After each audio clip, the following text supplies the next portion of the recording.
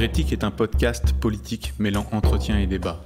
Hérétique pour questionner les dogmes et les mythes. Hérétique parce que la politique n'est pas la religion. Hérétique parce que vouloir penser est toujours le début de la dissidence. Les militants du multiculturalisme, première partie. Aline Girard est conservateur général honoraire des bibliothèques et secrétaire général d'Unité laïque, association populaire qui a pour objet la défense, la promotion et le développement de la laïcité sans esprit de parti. Elle est l'auteure du livre « Enseigner le fait religieux à l'école, une erreur politique » paru en 2021 et de « Vers une société communautariste et confessionnelle », le cas Samuel Grybowski, édité en 2023 aux éditions Pont-Neuf. Nous recevons Aline Girard. Aline Girard, bonsoir. Bonsoir. Vous êtes auteur du petit livre très intéressant qui va nous occuper ce soir, Vers une société communautariste et confessionnelle, le cas de Samuel Grybowski. Un très bon petit livre parce que il traite de la question du développement, en gros, des idées woke et multiculturelles au sein de la société française, à partir d'un cas particulier. Donc on va suivre en fait le plan de votre livre. Vous partez du cas donc, de Samuel Grybowski et peu à peu, vous élargissez la focale autour de la nébuleuse, des milieux dans lesquels il évolue, des institutions qu'il a créées, et plus généralement, vous finissez ensuite sur les réseaux d'influence, notamment américains, qui sous-tendent son action. Mais auparavant, est-ce que vous pourriez vous présenter en 2 mots ? En 2 mots. Donc, je suis Aline Girard. Je suis actuellement secrétaire générale d'une association qui a pour nom Unité laïque, association de défense et de promotion de la laïcité, qui a d'ailleurs pour devise « Pour une république démocratique, indivisible, laïque et sociale », qui est engagée dans un certain nombre d'actions. Il y a 2 actions qui ont été particulièrement visibles ces derniers temps. D'une part, l'entrée au Panthéon de Missak Manouchian, puisque c'est Unité laïque qui a porté le projet pendant plusieurs années, avec une conclusion le 21 février 2024. Le deuxième projet s'intitule « Honorer Samuel Paty, honorer la République ». Donc nous voulons inciter les élus locaux principalement, à nommer du nom de Samuel Paty des établissements scolaires, si possible, et ou des voies de leur commune. Donc on s'adresse aux maires, aux présidents des conseils départementaux, aux présidents des conseils régionaux qui ont la main sur l'ensemble des établissements scolaires. Voilà, ce sont les 2 actions principales de l'association. À propos de Paty, d'ailleurs, il y a des résistances du côté du corps professoral. Oui, qui craignent d'être en nommant, en acceptant que leur école soit nommée d'après ce professeur assassiné, qu'ils deviennent une cible même, cible des islamistes, cible des obscurantistes. C'est pas seulement le corps enseignant, d'ailleurs, c'est aussi largement les parents d'élèves qui refusent de faire courir un risque à leurs enfants. Mais bon, ce n'est pas très courageux et en tout cas, c'est loin de la défense des valeurs de la République. D'une manière générale, enfin, on en a parlé là, mais d'une manière générale, les professeurs ne sont pas distingués par leur courage à propos de Samuel Paty. Il n'y a pas eu une seule heure de grève, il n'y a pas eu une seule véritable déclaration. Les syndicats ont été ridicules en demandant plus de moyens, etc. C'est extrêmement déprimant pour les gens qui sont plus ou moins impliqués dans ce milieu-là. Oui, mais je pense que les choses ont changé. L'assassinat de Dominique Bernard a eu un grand effet sur le corps enseignant. C'était quand même le 2e professeur assassiné, sans compter la professeure de Saint-Jean-de-Luz ou de Biarritz, je ne sais plus, qui avait été assassinée par un de ses élèves, mais on était là dans un autre registre. Je pense que la prise de conscience est là, aujourd'hui, aussi bien dans le corps enseignant que dans la hiérarchie. la hiérarchie des établissements, la direction, me semble-t-il, est plus aux côtés du corps enseignant qu'elle ne l'était jadis, avec un changement considérable aussi, c'est une plus grande fermeté de la part du ministère de l'Éducation nationale. Le changement, le ministère de Pap Ndiaye a été une catastrophe pour l'éducation nationale et le corps enseignant a été lâché en rase campagne sans que le ministre s'intéresse de près ou de loin au quotidien des professeurs et à la vie des établissements. L'arrivée de Gabriel Attal a changé les choses et la directive qu'il a dès son arrivée, fait paraître sur le port de la Baïa, a clarifié les choses sur le terrain. Bon, eh ben, le ciel vous entende. Le ciel. Bien sûr, même s'il est vide. Eh bien, nous allons aborder la question qui est soulevée par votre livre, qui n'est pas très loin d'ailleurs de celle-ci, parce qu'il va être question notamment d'islamisme. Qu'est-ce qui vous a amené à écrire ce livre-là, le précédent, vous nous disiez en off? Oui, le précédent, en 2021, j'ai fait paraître chez Minerve, aux éditions Minerve, un livre qui a pour titre « Enseigner le fait religieux à l'école, une erreur politique ?» point d'interrogation. Ce point d'interrogation n'est pas de mon fait, c'est celui de mon éditeur. J'affirmais que c'était une erreur politique.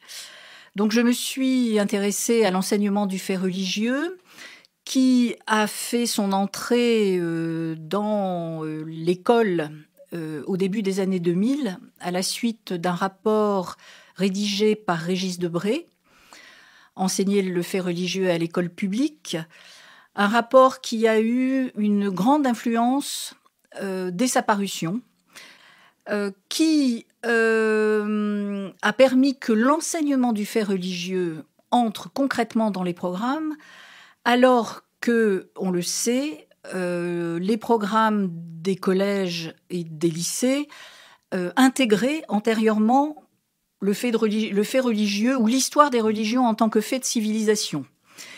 La philosophe Catherine Kinsler, qui a fait la préface de mon livre, dit très lucidement « Vouloir introduire un enseignement qui existe déjà, c'est bizarre ». C'est donc autre chose qu'il est question d'introduire pour donner un sens différent aux objets abordés. Et effectivement, cet enseignement du fait religieux est un événement pédagogique tout à fait mineur. En revanche, c'est un événement majeur. C'est ce que j'essaye de développer dans mon premier petit livre, avec un abandon de la mission émancipatrice de l'école. On fait jouer, on donne aux religions des vertus qui, semble-t-il, peuvent venir au secours de la société chaotique dans laquelle nous vivons, à savoir une dimension collective, coalisante. La religion serait, paraît-il, la quintessence de la recherche du sens. Donc, en fait, on transforme les élèves en êtres religieux. Et il est normal d'avoir une croyance. Bon, je ne vais pas rester sur ce sujet, mais quand on s'intéresse à l'enseignement du fait religieux, on rencontre assez rapidement des associations interconvictionnelles qui agissent au sein de l'école pour parler soi-disant de laïcité, mais en fait de liberté de religion et de coexistence des religions. La plus connue de ces associations est Coexister, donc qui a été fondée en 2009 par Samuel Grybowski. Mais il y en a une autre qui est exactement sur le même créneau, qui s'appelle Enquête, et qui a été fondée et qui est dirigée actuellement par Marine Quenin. Donc le personnage de Samuel Grybowski m'a interpellée, je me suis intéressée à lui, et il méritait vraiment qu'on s'intéresse à lui, parce que c'était l'époque où il était omniprésent, vibrionnant, ses positions étaient reprises dans tous les médias, dans tous les journaux. Position anti-laïque, anti-républicaine, avec des liens problématiques avec un certain nombre d'organisations, dont des organisations islamistes. Mmh. Ça fait partie de ces individus dont on a un petit peu entendu parler lorsqu'on se tient au courant de l'actualité, mais qu'au fond, on connaît très mal. D'où l'intérêt de votre livre. Vous faites vraiment vous consacrez beaucoup de pages à tenter de cerner le personnage et à comprendre un peu son parcours et ses engagements. Alors c'est intéressant de s'intéresser à lui, si j'ose dire, dès sa plus tendre enfance. Il est issu d'une famille qu'on peut qualifier de catho de gauche, qui promeut la doctrine sociale de l'Église. Le père est au journal La Vie, c'est ça? C'est cela, oui. C'est un journaliste à La Vie, Laurent Grybowski, mais qui est aussi un musicien qui anime de nombreux rassemblements interreligieux.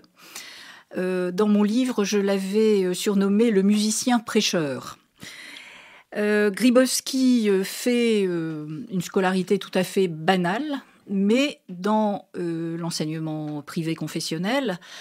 Et dans les livres qu'il a écrits, il se plaît à rappeler, à revivre ce qu'il a connu à l'école primaire. Une école arc-en-ciel, dit-il, avec 42 nationalités et 7 religions vécues et pratiquées. C'est une espèce d'idéal qu'il a essayé de retrouver toute sa vie. Ces formations complémentaires, en revanche, le singularisent très largement par rapport à ses contemporains. Et c'est là que Samuel Grybowski devient intéressant. En 2013, il suit une formation en entrepreneuriat social et en médiation interculturelle et interconvictionnelle à la Cambridge Business School et il devient Ariane de Rothschild Fellow. C'est-à-dire, il a été formé pour travailler dans l'entrepreneuriat social à visée interconvictionnelle, interculturelle, donc avec la promotion de la diversité et, je dirais pas la promotion des religions, mais les religions sont un facteur qui favorise très fortement le vivre ensemble. En 2015, il est distingué par le programme présidentiel de François Hollande, La France s'engage. En 2016, il devient Ashoka Fellow, c'est-à-dire membre du plus grand réseau mondial d'entrepreneurs sociaux à l'américaine, constitué par la fondation Ashoka, on aura l'occasion d'en reparler plus tard, qui est qualifiée de 7e ONG la plus influente au monde. En 2016, je continue parce que c'est très intéressant, il est lauréat du prix international des Emerging Young Leaders du département d'État américain, donc sélectionné parmi 2000 candidats de 16 à 24 ans repérés par les ambassades américaines dans le monde entier. En 2019, il est l'un des 8 lauréats de ce programme choisi pour rencontrer à Berlin l'ex-président des États-Unis Barack Obama, qui est à la tête de sa fondation, puisqu'il n'était plus président à cette époque-là. Et en 2019 toujours, il est ambassadeur du One Young World, the Global Forum for Young Leaders. Donc ça fait beaucoup pour un seul homme. Et sa formation post-universitaire traduit une grande cohérence. Et il prend pied, je pense, par conviction ou par ambition, les deux sont possibles, dans des réseaux d'influence pilotés par des entreprises philanthropiques anglo-saxonnes. Je pense que c'est là que sa pensée et son expression sont formatées. C'est là qu'il a trouvé dans ces organismes le moyen d'épanouir sa vision multiculturaliste et confessionnelle de la société, de consolider aussi les fondements théoriques de son action et d'exploiter pleinement les ressources de la communication et du marketing. Avec lui, on plonge dans les milieux interreligieux qui défendent la liberté de religion, qui promeuvent une vision anglo-saxonne de la société. Coexistence de communautés fondées essentiellement sur la religion au sein d'un monde totalement néolibéral. Et on part du principe que tout le monde a une religion, en réalité. C'est la liberté de croyance qu'on oppose plutôt à la liberté de conscience. C'est-à-dire que pour lui, tous les individus ont un rapport à la divinité, y compris les athées, qui sont une croyance parmi d'autres. C'est une conviction. Une conviction. Au sein de Coexister, il ne dit pas que Coexister est une association interreligieuse, il dit que c'est une association interconvictionnelle. Parce qu'il y a toujours un athée qui fait caution. Vous avez des jeunes de toute religion et vous avez l'athée, effectivement, qui est mis en avant pour bien montrer qu'on n'est pas dans le domaine de l'interreligieux, de l'interconvictionnel.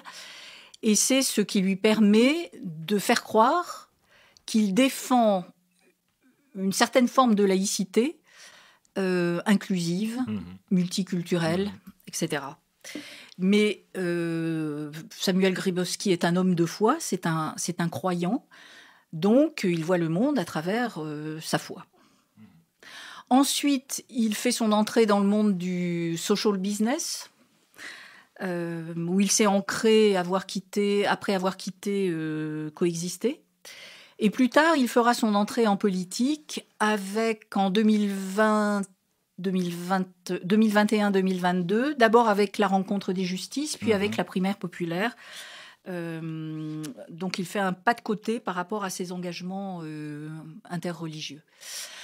En fait, c'était assez facile de suivre Grybowski dans son parcours parce que, d'une part, il a écrit plusieurs livres.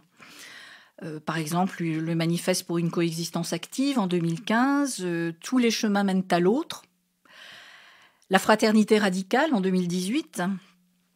Comme il a été la coqueluche des plateaux TV et des radios, il était à une certaine époque impossible d'échapper à Samuel Grybowski, et ce jusqu'à la fin de la primaire populaire. Dont on va parler. Donc il a été très présent sur le web, très présent sur les réseaux sociaux, donc il a laissé de très nombreuses traces numériques. Depuis 2023, il s'est imposé un jeune numérique, j'utiliserai cette expression. Il a d'une certaine manière fait le ménage sur ses comptes, sur ses pages. Et il est devenu beaucoup plus avare de ses interventions publiques et de sa présence dans les médias est devenue relativement rare. D'aucuns diraient que la sortie de votre livre y est peut-être pour quelque chose. Écoutez, je suis peut-être mal placée pour le dire, mais pourquoi pas. Il y a aussi l'échec, on va en parler, mais la primaire populaire. L'échec retentissant de la primaire populaire qui est une pantalonnade absolue. Oui. Revenons-en un peu à Coexister. Est-ce que vous pourriez nous en parler? Parce qu'elle a été, c'est une association qui a été cofondée avec Farah Maïza, c'est ça, oui, je crois? Absolument. Qui elle-même est musulmane. Oui. Donc Coexister a été créé en 2009 par Samuel Grybowski et Farah Maïza, donc la fille de la députée tunisienne Enarda. Coexister se présente encore aujourd'hui comme un mouvement de jeunesse interconvictionnelle. Je cite Samuel Grybowski comme une nouvelle façon d'appréhender la diversité des religions et des convictions.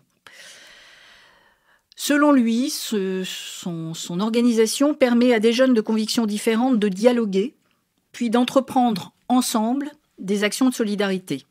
C'est, pour reprendre ces termes, à nouveau la coexistence active dont ils deviennent de véritables ambassadeurs, notamment dans les écoles et dans les entreprises par des ateliers de sensibilisation.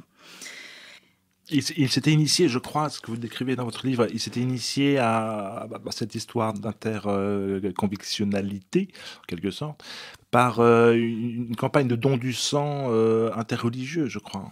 Oui, Parce que là, la même année que c'est la création de Coexister, ce don du sang interreligieux s'appelle Ensemble à 100%. c'est ça, avec un jeu de mots sur le sang. À 100%, oui, avec un jeu de mots. Donc en 2009, après les incidents à Gaza, avec la volonté donc d'éviter une importation du conflit en France. Et donc cette journée du don du sang interreligieuse était le rassemblement de jeunes croyants qui se mobilisaient pour éviter, pour inciter à ne pas importer le conflit en France. Donc c'est cet ensemble à 100% créé en 2009 se poursuit. Il y a toujours des journées interreligieuses de don du sang. Samuel Grybowski prétend que les coexistants, puisque c'est ainsi qu'ils se nomment, sont des ambassadeurs. Donc des ambassadeurs, moi je dirais qu'ils sont plutôt des missionnaires. Je crois que c'est un terme qui s'applique assez bien à ces jeunes, qui sont plus ou moins pratiquants, mais en tout cas attirés par les vertus de l'interreligieux. Pour eux, le rapprochement entre les religions est créateur de liens sociaux. Et je ne sais pas si ce podcast est connu de beaucoup de vos auditeurs, mais Samuel Grybowski a enregistré un podcast « Et si les religions faisaient partie de la solution ?» Ah oui, bien sûr. Donc, pour lui, la solution pour réparer notre société, non pas les liens avec l'Église catholique, comme l'a dit Emmanuel Macron au Collège des Bernardins, mais réparer le lien social, la religion est la solution. C'est-à-dire que les gens vont plus définir, ça c'est vraiment la vision générale, les gens vont plus définir en fonction de l'appartenance à une communauté nationale, ou une communauté politique. Ou une communauté politique, mais par une appartenance à une communauté religieuse. Absolument, absolument.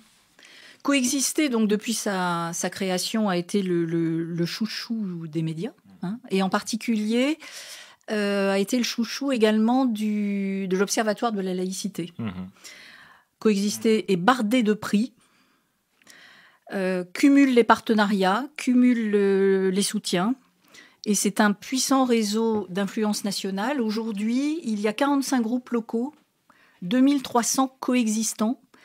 Donc c'est un ensemble de jeunes qui répartis sur toute la France et qui prend son bâton de pèlerin pour prêcher la bonne parole de la coexistence interreligieuse, la laïcité pour eux devant d'une certaine manière se limiter à la coexistence interreligieuse.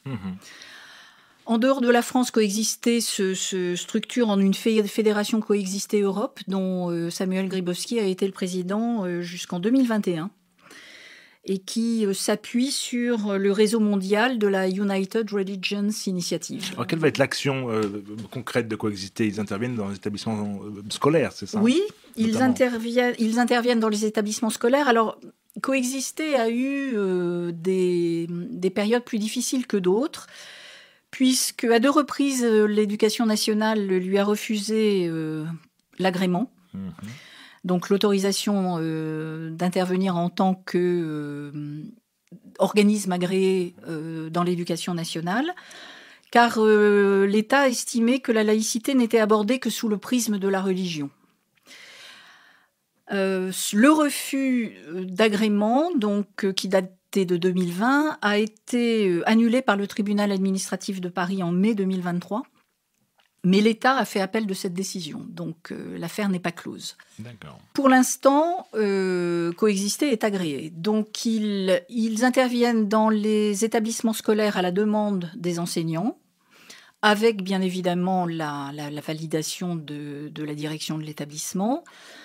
Dans le cadre, toujours en présence d'un professeur, et il passe 1 heure avec les élèves pour parler de laïcité, liberté de religion, surtout de liberté de religion, de coexistence des religions, le vivre ensemble, cette expression totalement dénuée de sens, qui en fait limite dire que vivre ensemble, c'est éviter que les communautés s'entretuent. Donc pour vivre ensemble, il faut faire coexister les religions.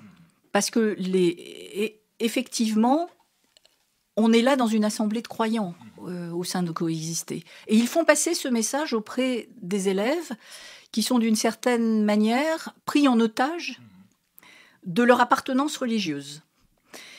Et les athées, qui sont quand même nombreux parmi les élèves, se sentent mis d'une certaine manière au banc de la société, exclus d'une société qui se résume à sa croyance. Et avec une arnaque quand même assez fondamentale, c'est-à-dire qu'on parle des religions, la coexistence des religions, alors qu'il n'y a pas 10 000 religions qui posent un problème en France. On est en face d'un problème qui est essentiellement dû à l'islam. On a rarement eu dans les années, depuis 50 ans, des problèmes entre les catholiques, les protestants, les bouddhistes, les juifs, etc. Aujourd'hui, si la question de la laïcité est aussi discutée et aussi conflictuelle, c'est essentiellement à cause de la croyance musulmane. Donc là, il y a quand même aussi une sorte de nivellement par le bas. Et un mensonge fondamental. Le problème en France n'est pas tellement la coexistence des religions, mais la croissance démultipliée et l'intolérance d'une religion en particulier. L'offensive d'une religion dans notre société, dans l'école en particulier, qui a obligé à l'englober dans une approche interreligieuse, de façon à ne pas la stigmatiser ou de ne pas être trop frontale dans le refus de l'occupation de l'espace scolaire en particulier par les signes religieux. Alors, évidemment, il y a d'autres problèmes que pose la religion, mais globalement, on parle quand même de l'islam. Donc il y a une hypocrisie. On ne peut pas dire que ce soit extrêmement efficace depuis 30 ans, cette politique de pondération, d'évitement, effectivement, de la question musulmane. De même que l'enseignement du fait religieux, que l'on apparaît de toutes les vertus, n'a résolu aucun des problèmes qu'il était censé résoudre. Oui. Donc c'est une imposture, une imposture complète. Aujourd'hui, quand vous interrogez des citoyens sur la question du fait religieux, ça fait l'objet d'un consensus. Les gens y croient encore, alors que dans les faits, c'est un échec patent. C'est un échec patent. Mais il est hors de question de revenir sur l'enseignement du fait religieux. C'est comme si on mettait en place des solutions qui en réalité, devenaient la source du problème. Revenons-en à Coexister. Quel est d'après vous l'impact qu'a cette association sur le corps social, d'une manière générale? Alors, je parlerai plus au passé qu'au présent. Coexister, pendant toutes les années où il a bénéficié du soutien indéfectible de l'Observatoire de la laïcité, c'est-à-dire en gros de 2013 à 2021, a eu un fort impact sur, vous dites, le corps social. Il a fait passer un certain nombre d'idées dans la société qui ont eu un impact important. Celui d'une laïcité ouverte, d'une laïcité inclusive, d'une laïcité... les adjectifs ont été nombreux, d'une laïcité multiculturelle, d'une laïcité je ne sais trop quoi d'autre. On est même allé jusqu'à la laïcité concordataire de M. Jean Bobéro. Oui. Il faut qu'on parle un petit peu justement de l'Observatoire de la laïcité avec Jean Bobéro et Nicolas Cadenne, qui sont indissociables là aussi du parcours de Grybowski. De Grybowski, oui. Je pense qu'on reviendra aussi un petit peu plus tard sur Convivencia, l'autre création de Samuel Grybowski, qui a aussi bénéficié de la protection de l'Observatoire de la laïcité. Mais c'est toute une nébuleuse, en fait, qui entoure... Il a créé une nébuleuse, effectivement, parce qu'il y a ces deux créations françaises, donc Coexister, Conviviancia, qui sont rattachées à la Fédération Coexister Europe, qui sont en lien avec un certain nombre d'organismes, soit purement religieux, soit philanthropiques, à fort tropisme religieux. Donc, il agit au sein d'un réseau d'influence qu'il n'a pas créé, mais dont il profite, en fait. L'Observatoire de la laïcité, ça a été une histoire d'amour entre Samuel Grybowski, Coexister, et l'Observatoire de la laïcité. Alors, rien que le nom, d'ailleurs, Observatoire de la laïcité, c'est pas la laïcité qu'il faut observer, ce sont les religions. C'est étonnant, ce retournement.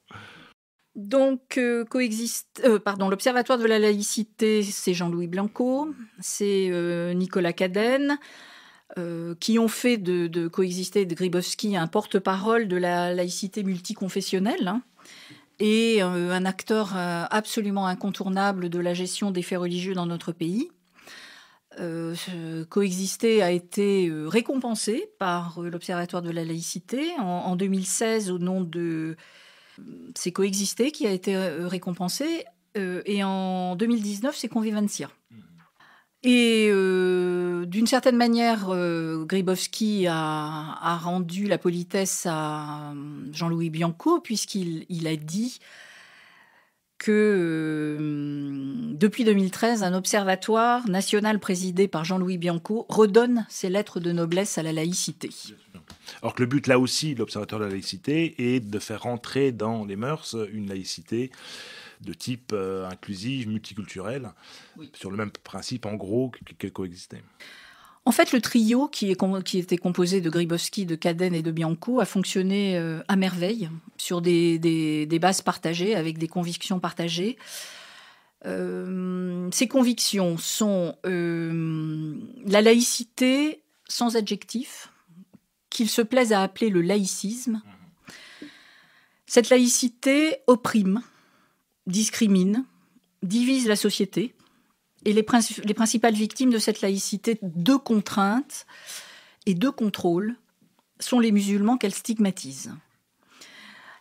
Elle est, selon eux, le terreau dont se nourrit l'islamophobie. Voilà. Donc, selon eux, toujours une vision nouvelle, apaisante, dédramatisante s'impose, du fait du multiculturalisme de la société française, de la prolifération du croire. J'aime bien cette expression que j'ai empruntée à Richard Descoings. Et du fait de l'importance de l'identité religieuse, en particulier parmi la jeunesse. Donc pour eux, pour ce trio qui a été aux manettes pendant plusieurs années, la dimension collective des religions est une réalité positive sur laquelle il faut prendre appui. Et l'interreligieux, la vision interreligieuse est une des meilleures armes pour solidifier un lien social réputé menacé et réussir ce fameux vivre ensemble. En cela, ils sont très proches des convictions qui sont portées par l'Union européenne, qui attribue aussi aux religions la possibilité de créer du lien social européen. Jacques Delors a été un ardent défenseur de ce point de vue, en particulier dans son programme « Donner une âme à l'Europe ». Et l'Union européenne encourage les relations entre les religions, les relations avec les religions, donne une place importante aux organismes religieux au niveau européen et a par ailleurs incité les pays européens à promouvoir l'enseignement du fait religieux. Et promeut également le port du voile. Il y a assez fréquemment, on a des affiches de l'Union européenne avec des femmes voilées. Une des dernières qui a fait le plus de bruit, c'était la liberté dans le hijab. Freedom is in the hijab. C'est ça, avec une femme voilée. Donc ça c'est... Avec une opposition, il faut le dire, du gouvernement français qui l'a manifesté très nettement. Absolument. Et les citoyens sont très peu au courant de ce genre de choses, alors il suffit de se renseigner un tout petit peu et on se rend compte que l'Union européenne, effectivement, fait une promotion extraordinaire des religions et particulièrement de l'islam au sein de l'Union européenne. C'est terrifiant. Les lobbies religieux sont extrêmement nombreux à Bruxelles. Les lobbies laïques, on peut les compter sur les doigts de la main. En revanche, les lobbies religieux ont une puissance, et toutes les religions. Enfin, c'était principalement, bien sûr, les religions chrétiennes, la religion catholique. Il ne faut quand même pas oublier que l'Union européenne, l'Europe est une création chrétienne démocrate. Ne l'oublions pas, parce que c'est vraiment un arrière-plan qu'il faut garder à l'esprit si on veut comprendre une grande partie des orientations et des décisions de l'Union européenne. Et il n'est pas inintéressant de savoir que deux des pères de l'Europe, à savoir Maurice Schumann et l'Italien Alcide de Gasperi, sont en voie de béatification par le Vatican. Donc, pour service rendu, quand on y songe, ça dépasse l'entendement. Voilà, donc, pour en revenir à l'Observatoire de la laïcité, ça a été une histoire d'amour avec Grybowski.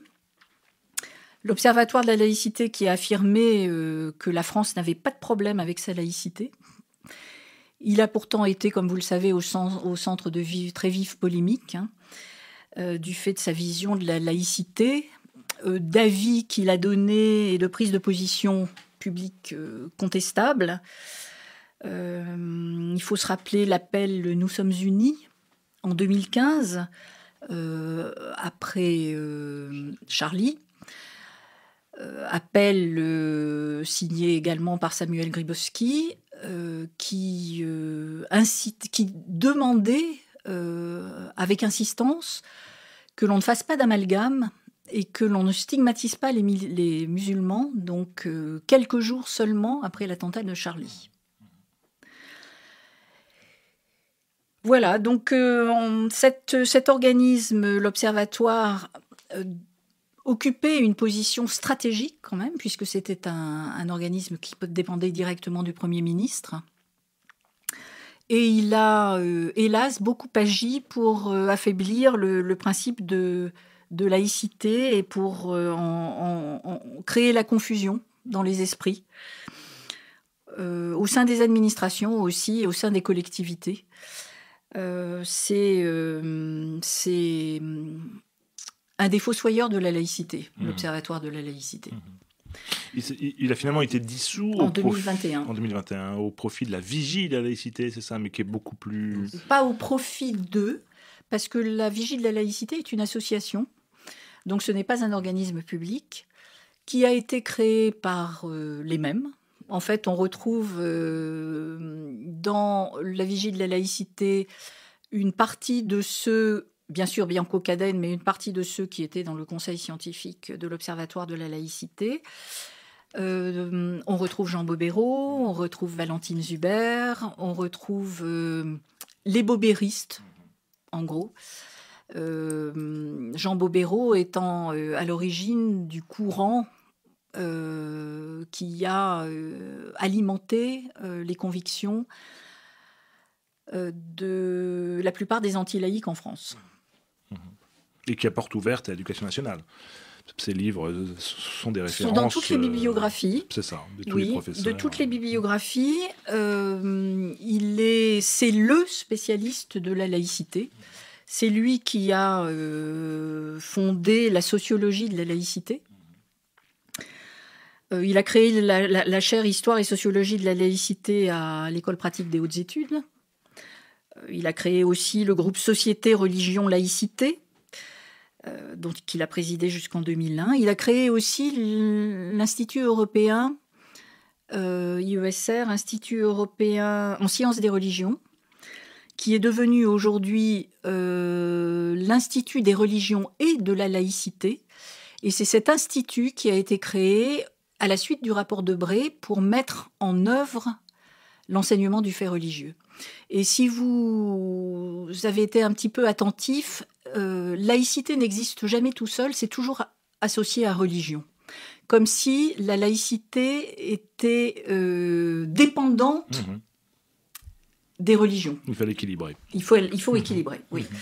Donc ce défenseur de la laïcité qui est Jean Bobéro est en fait un défenseur de la liberté religieuse. Il a écrit, comme vous le disiez, de très très nombreux ouvrages qui sont dans toutes les bibliographies sur la laïcité, et il est à l'origine aussi des formations aux valeurs de la République et à la laïcité qui sont délivrées, enfin promues par l'Agence nationale de cohésion des territoires et qui vise à former aux valeurs de la République et à la laïcité des fonctionnaires, des enseignants, des militants. Et pour avoir suivi moi-même cette formation, j'ai tout de suite été frappée par la vision de la laïcité que faisait passer cette formation. Donc, Jean Bobéro est quelqu'un dont il faut se méfier. Et il est même allé, il faut le savoir quand même, il est même allé jusqu'à écrire un livre avec Rokhaya Diallo, vous le savez sans doute, qui est Comment parler de laïcité aux enfants. Rokhaya Diallo, d'ailleurs, qui est passé aussi par les instituts de formation américains dont vous parliez au début, oui, pour décrire le parcours de Grzyzowski. Mais on n'est pas tout à fait dans le même, registre avec Rokhaya Diallo. Je la connais beaucoup moins bien que Grybowski, mais j'ai trouvé que l'association Bobéro-Diallo était quand même un peu surréaliste. Jean Bobéro a fait des émules, bien évidemment. Ce sont eux qui portent aujourd'hui la vision de la laïcité adjectivée. On peut citer par exemple Philippe Portier, qu'on entend pas mal intervenir dans des séminaires à la radio. On citera bien évidemment Valentine Zuber, qui est la fille spirituelle de Jean Bobéro. On peut évoquer aussi une juriste, Stéphanie Hennette-Vaucher, qui est très pointilleuse sur... qui vise à la défense juridique de la laïcité à la mode Bobéro. Et on peut parler aussi de Charles Mercier, qui est membre de la Vigie de la laïcité et qu'on commence à lire et qu'on commence à entendre. Donc ils sont assez nombreux à intervenir dans ce domaine, avec une porosité entre les organismes dont ils sont membres. Ils peuvent être chargés de recherche ici et membres d'un conseil scientifique ailleurs. Il y a une porosité évidente entre ces organismes. On appelle un écosystème. Tout est en interrelation. Vous venez d'entendre la première partie de l'entretien avec Aline Girard, les militants du multiculturalisme. Rendez-vous dans 15 jours pour la seconde partie de l'entretien. Vous pouvez retrouver les documents évoqués lors de l'émission ainsi que d'autres permettant de prolonger la réflexion sur notre site hérétique.fr. Ce podcast est disponible sur toutes les plateformes d'écoute.